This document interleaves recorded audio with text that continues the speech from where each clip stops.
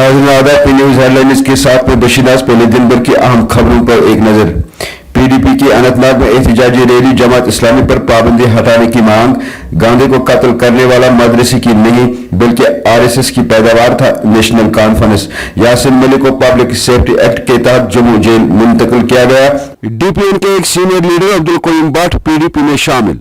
BJP मेंबरान के दरमियान जंग, जूतों से की एक दूसरे की पिटाई। हंदवाड़ा में शबाना तसदुम, आरआई में एक जंगजू हलाक, ऑपरेशन जारी। करना का जबड़ी इलाका मुश्किलात से दो चार। सड़क हादसे में 10 लोग जख्मी, पूंछ अस्पताल में जेर इलाज। पाक हाई कमिश्नर भारत वापस भेजने का फैसला। करतारपुर मुज़ाकरात भी शेड्यूल के मुताबिक। पाक भारत कशीदगी कम करने में अमेरिका का अहम रोल। शाह मोहम्मद कुरैशी। जमात इस्लामी पर पाबंदी और 35A के साथ छेड़छाड़ नाकाबिल कबूल। JRL। त्राल में तिजारती और कारोबारी सरगर्मियां मुतासिर, इंटरनेट सर्विस मुअत्तल और देवेंद्र रैना की खुसूसी बातचीत। अब खबरें तफसील के साथ। पीडीपी सदर महबूबा मुफ्ती की क़यादत में पीडीपी कारकुनान और लीडरान ने अनंतनाग के खानेबल में वाक़ा हाई सिक्योरिटी वाली सरकारी हाउसिंग कॉलोनी के बाहर जमा हुए और उन्होंने जमात इस्लामी पर पाबंदी आयद करने के खिलाफ जोरदार एहतजाजी मुजाहरे करते हुए जमात इस्लामी पर हालिया पाबंदी और इसके बाद जमात से वाबस्ता अफराद के खिलाफ क्रैकडाउन के खिलाफ जोरदार नाराबाजी की। इस दौरान मीडिया से वाबस्ता अफराद से बात करते हुए महबूबा मुफ्ती ने खबरदार किया कि अगर जमात इस्लामी पर पाबंदी को नहीं हटाया गया तो एहतजाज को मजीद वसीअ किया जाएगा। हमने बीजेपी के साथ हाथ मिला के बीजेपी के नाक में नकेल डाल के उनको अपने हिसाब से जम्मू कश्मीर में चलाया था। अब चूंकि उन्होंने अपनी नाक से नकेल निकाल दी है, सरकार से अलग हो गए और आज आप देखते हैं जम्मू कश्मीर का क्या हाल है। आप देखते हैं सरहदों में जंग जैसा मामला है और यहाँ जमात इस्लामी पे बैन लगा के उनके बुजुर्ग लीडरों को गिरफ्तार किया जा रहा है, उनके दफ्तरों को सील किया जा रहा है। इसी तरह अहले हदीस के लोगों को गिरफ्तार किया जा रहा है, इमामों को गिरफ्तार किया जा रहा है, मौलवियों को गिरफ्तार किया जा रहा है। ये हमारे मजहब में मुदाखलत है, इसको हम कतई बर्दाश्त नहीं करेंगे। महबूबा जी, अगर यही हालात रहे तो what will be the line of action from the People's Democratic Party? District level पे प्रोटेस्ट करेंगे, इसके बाद हम हर कॉन्स्टिट्यूंसी लेवल पे प्रोटेस्ट, हमारा हर जम्मू कश्मीर के हर कोने में हम प्रोटेस्ट करेंगे। और जब तक जम्मू कश्मीर में जमात इस्लामी पे बैन खत्म नहीं होती और जो हमारे बुजुर्ग लीडर जिनको गिरफ्तार किया गया है उन्हें छोड़ा नहीं जाता। और मैं चाहती हूँ कि ये सरकार लोगों के सामने वो चार्जशीट लाए जिसके तहत इन्होंने जमात या अहले हदीस या दूसरे मौलवियों को गिरफ्तार किया। उनके पास क्या सबूत है जिसकी बिना पे उन्होंने इनको गिरफ्तार किया है? बावसूख जराये से मालूम हुआ है डीपीएन के सीनियर लीडर और नायब सदर अब्दुल कोयूम भट्ट कल डीपीएन में शामिल हो रहे हैं। वाज़ेह रहे अब्दुल कोयूम भट्ट ने 2014 में गुलाम हसन मीर की पार्टी डीपीएन के टिकट पर हल्के इंतखाब बटमालू से असेंबली इलेक्शन में हिस्सा लिया था। नेशनल कॉन्फ्रेंस के तर्जुमान ने एक बयान में बीजेपी के गोविंद गुप्ता की तरफ से मदारिस को निशाना बनाए जाने पर जबरदस्त नाराजगी का इजहार करते हुए कहा कि मौसूद के इल्जामात सरासर बेबुनियाद हैं। उन्होंने कहा कि इलेक्शन करीब आते ही इस किस्म की बयानबाजी करने से भाजपा लीडर के जहनी दिवालियापन की अक्कासी होती है। उन्होंने कहा कि जहां एक तरफ हिंदुस्तान की आज़ादी में मदरस से निकलने वाले उलमा बेजबहा कुर्बानियां पेश कर रहे थे, वहीं आरएसएस वाले अंग्रेजी साम्राज्य के तलवे चाटने में मसरूफ थे।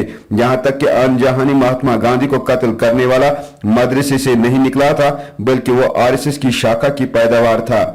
नेशनल कॉन्फ्रेंस तर्जुमान ने मुतालबा किया कि गोविंद गुप्ता के इन रिमार्क्स पर उनके खिलाफ केस दर्ज किया जाना चाहिए। वहीं देवेंद्र राणा ने केएनएस से बात करते हुए रियासत में पार्लियामेंट इलेक्शन के साथ साथ असेंबली इलेक्शन कराने की मांग की है।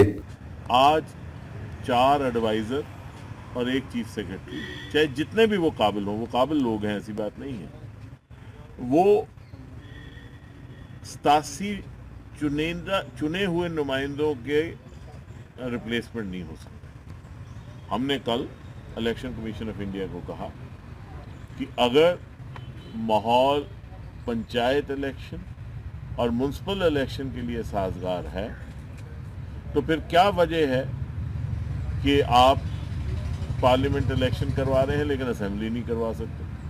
और अगर पार्लियामेंट के लिए आपके पास सिक्योरिटी का इंतजाम है तो फिर असेंबली के लिए सिक्योरिटी का इंतजाम क्यों नहीं है? और हमने इलेक्शन कमीशन से ये कहा कि जहाँ तक अगर आप ये समझते हैं कि वो दिन आएगा जिस दिन पूरी तरह से सारा कुछ अमन होगा اور پھر الیکشن کرائیں گے تو شاید بہت انتظار کرنا پڑے.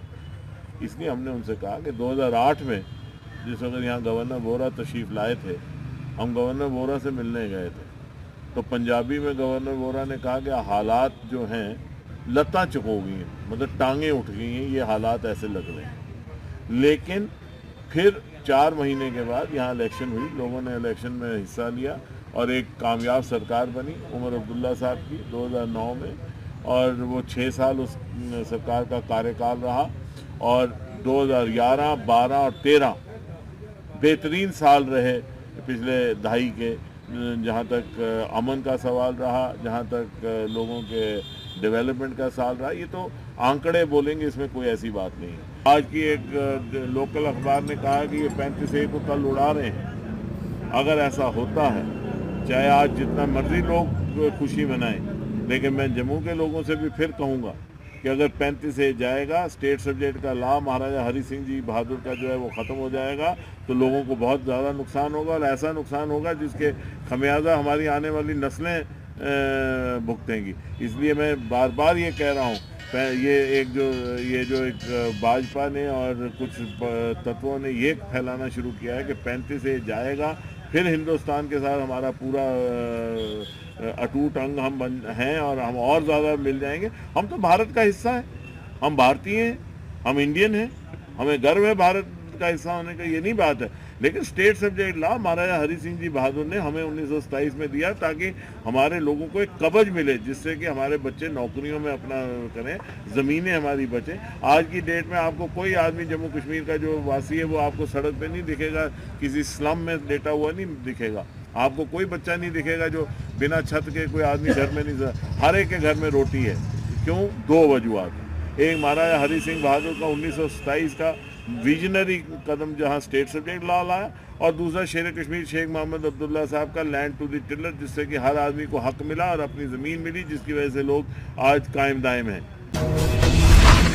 ہندوارہ میں شبانہ تصادم آرائے میں ایک جنگجو ہلاک. تفصیلات کے دوران ایک مصدقہ اطلاع کی بنا پر فوج نے علاقے کو دوران شب محاصرے میں لیا, جس دوران ملٹنٹ اور فوج کے درمیان تصادم شروع ہوا, جس کے نتیجے میں اب تک ایک جنگجو ہلاک ہوا اور آپریشن جاری ہے. مزید تفصیلات کا انتظار ہے. لبریشن فرنٹ کے چیئرمین محمد یاسین ملک کو پبلک سیفٹی ایکٹ کے تحت جموں کوٹ بلوال جیل منتقل کیا جا رہا ہے. واضح رہے, یاسین ملک کو 22 فروری کو گرفتار کر کے کوٹھی باغ تھانے میں رکھا گیا تھا. ذرائع سے معلوم ہوا کہ یاسین ملک کو آج صبح پولیس حکام نے اس کی جانکاری فراہم کی ہے. سنت کبیر نگر میں کل ضلع بورڈ میٹنگ کے دوران بی جے پی سنسد ترپاٹھی اور ودھایک راکیش سنگل بگیال کے درمیان نام نہ لکھ لینے کی بات پر بحث شروع ہو گئی.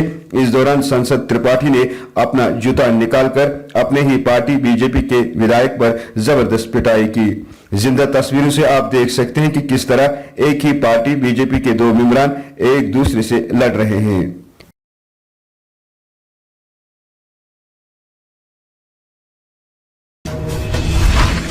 گورنر انتظامیہ سے مطالبہ کرتے ہوئے پریس کالونی سری نگر میں بارہمولہ سے آئے کئی کاریگروں نے بینک لون معاف کرنے کی مانگ کو لے کر احتجاج کیا. پیش ہے اس سلسلے میں ناصر خان کی یہ رپورٹ. بیروزگاروں کا قرضہ معاف کرو, پوری کرو, ہماری مانگیں پوری کرو. میرا نام ذیشان علی بٹ ہے, میں تحصیل سنگھ پورہ حلقہ گونڈی خواجہ قاسم سے آیا ہوں. ہمارے ساتھ بہت سارے لوگ ہیں. ہمارے بس اتنی مانگ ہے کہ ہم نے جو بینک سے قرضہ اٹھایا تھا ہینڈی کرافٹ کے لیے, جس مقصد سے ہم نے اٹھایا وہ کاروبار ہمارا ٹھپ ہو گیا, وہ ہینڈی کرافٹ کا جو کاروبار ہے وہ ٹھپ ہو گیا. اس لیے ہمارے اب گورنر صاحب سے یہی اپیل ہے کہ ہمارے جو یہ قرضہ اٹھایا ہم نے اس کو معاف کیا جائے. دیکھو کسان کا قرضہ معاف ہوا ہے, بہت سارے اسٹیٹوں میں کسان کا قرضہ معاف ہوا ہے, مگر ہمارے پاس زمین ہی نہیں ہے. ضلع پونچھ کے چنڈک کے مقام پر کل شام ایک سومو گاڑی کو حادثہ پیش آیا, جس کے نتیجے میں گاڑی میں سوار ڈرائیور سمیت 10 لوگ زخمی ہو گئے. زخمی کو فوری طور ضلع ہسپتال پونچھ پہنچایا گیا. پیش ہے ضلع ہسپتال پونچھ سے آفتاب حسین کی یہ رپورٹ. جی بالکل, یہاں پہ آج جو یہ ایکسیڈنٹ ہوا ہے نرانڈ کے علاقے میں ہوا ہے, جو چنڈک میں پڑتا ہے وہاں پہ. एक सुमो गाड़ी रिपोर्टेडली जैसे पता चला है कि सुमो गाड़ी है, उसमें ये बंदे थे कुछ, और हमारे पास यहाँ पे टोटल अभी 10 पेशेंट पहुँचे हैं यहाँ पे, और उसमें से भी जो एक है, एक लड़की है, उसका जो फ्रैक्चर हुआ थोड़ा सा उसको रेफर ही करना पड़ेगा हमें, और बाकी सारे स्टेबल हैं, और कुछ का 2 पेशेंट्स हैं जो उनका क्लेविकल फ्रैक्चर हुआ है, जिसको कॉलर बोन कहते हैं ना, ये फ्रैक्चर हुआ है, लेकिन वो भी ठीक है। अभी उसका अगर ज़रूरत पड़ेगी तो हम उसको रेफ़र करेंगे, अदरवाइज़ उसको यहीं पे ट्रीट कर लेंगे, और अच्छी तरीके से उनको हम लोगों ने मैनेज कर लिया है, और एक ही को रेफ़र करने की ज़रूरत पड़ेगी फ़िलहाल, बाकी 9। तस्वीरों में जो लोग आप बर्फ में चलते देख रहे हैं, ये न तो सयाह हैं जो बर्फ का लुत्फ उठाने के लिए बर्फ में घूम रहे हैं, न ही किसी फिल्म का सीन, बल्कि ये वो बदकिस्मत लोग हैं जो एक औरत जो लेबर पेन में मुब्तला है को अस्पताल पहुंचाने की कोशिश कर रहे हैं। नाज़रीन, ये लोग तहसील करने के जबड़ी इलाके के रहने वाले हैं जो पिछले 3 महीनों से भारी बर्फबारी और इंतजामिया की गफलतशारी से तहसील हेडक्वार्टर से कटा हुआ है।